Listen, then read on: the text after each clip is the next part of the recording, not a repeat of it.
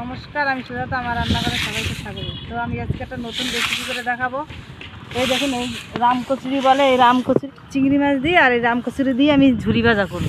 এই দেখুন, কেউ কোনো দিনই খায়নি এগুলো।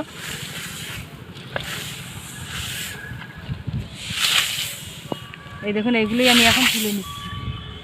দেখুন কত সুন্দর লাগছে ফুলগুলো, এত সুন্দর লাগছে না, সব ফুলগুলো ফুটেছে। এই দেখুন কি সুন্দর লাগছে জায়গাটা। আর এরা ধান এরকম করে শুকোয়, তার দেখুন কিভাবে ঝাড় দিচ্ছে ধান। এই দেখুন, আমি এই ফুল নিয়ে বাড়ি চলে এসেছি। এতগুলো ফুল নিয়ে নিয়েছি দেখুন। এখন আমি বাড়ি গিয়ে এখন আমি বেছে নেব। এই দেখুন, আমি এইভাবে বেছে নেব ফুল, সবই এরকম করে বেছে নেব। আর এর ভিতরে যেটা কড়ি আছে ওটাও নিয়ে নেব। এই যে কড়ি আছে, এরকম করে সব বেছে নেব। সবগুলো আমার বাছা হয়ে গেছে। কি সুন্দর লাগছে দেখতে দেখুন, পুরো নীলকণ্ঠ ফুলের মতন লাগছে। এখন আমি চিংড়ি মাছ বেছে নেব। এই দেখুন, গঙ্গার চিংড়ি নিয়েছি। চিংড়িগুলো আমি এখন বেছে নেব। আর এদিকে চালানি চিংড়িও আছে, এগুলো হবে না, ওই জন্য চালানি চিংড়ি এবার নিয়ে নিয়েছি দুটো একসাথে। নারকেল ছোলা হয়ে গেছে, এখন ফাটিয়ে নিচ্ছে দেখুন। নারকেল আমি এখন কুড়িয়ে নিচ্ছি। রসুন আমি থেতো করে নেব। নারকেল বেটে নিচ্ছি। জাল ধরিয়ে নিয়েছি আমি। এই দেখুন, কড়াই গরম হয়ে গেছে, এখন আমি তেল দিয়ে দেবো।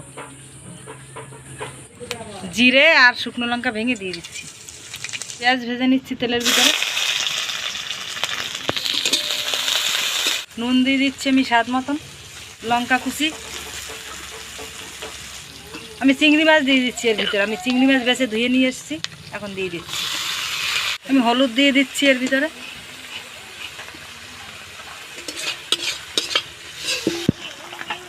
আমি এই ভাজার ভিতরে আমি এখন বাটা নারকেল এখন আমি ভেজে নেবো আবার।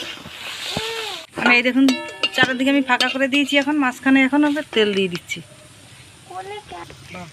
তেলের ভিতরে আমি রসুন থেতো করে আমি দিয়ে দিচ্ছি, ভেজে নেবো। ভাজা করে নিয়েছি আমি, এখন আবার মিশিয়ে দিচ্ছি এর ভিতরে।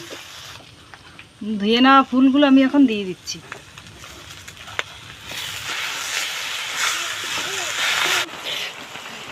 আমার ঝুরি ভাজা রেডি, আমি এখন নামিয়ে দিচ্ছি। এখন আমি খেয়ে দেখাবো।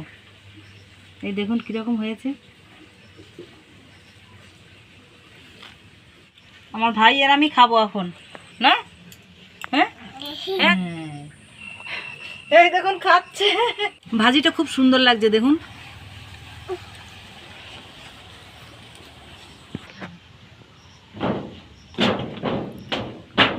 খুব সুন্দর লাগছে খেতে, খেয়ে দেখবেন এরকম। বাংলাদেশের মা আমার ভেজে দিত এরকম। তা আজকে আবার অনেকদিন পরে দেখলাম, বাজারে গেছিলাম, বাজারে গিয়ে দেখি যে এরকম। তা আবার চিংড়ি মাছও পেয়ে গেলাম, দেশি চিংড়ি, মানে গঙ্গার চিংড়ি। সেই গঙ্গার চিংড়ি দিয়ে আমি ভাজা করেছি দেখলেন।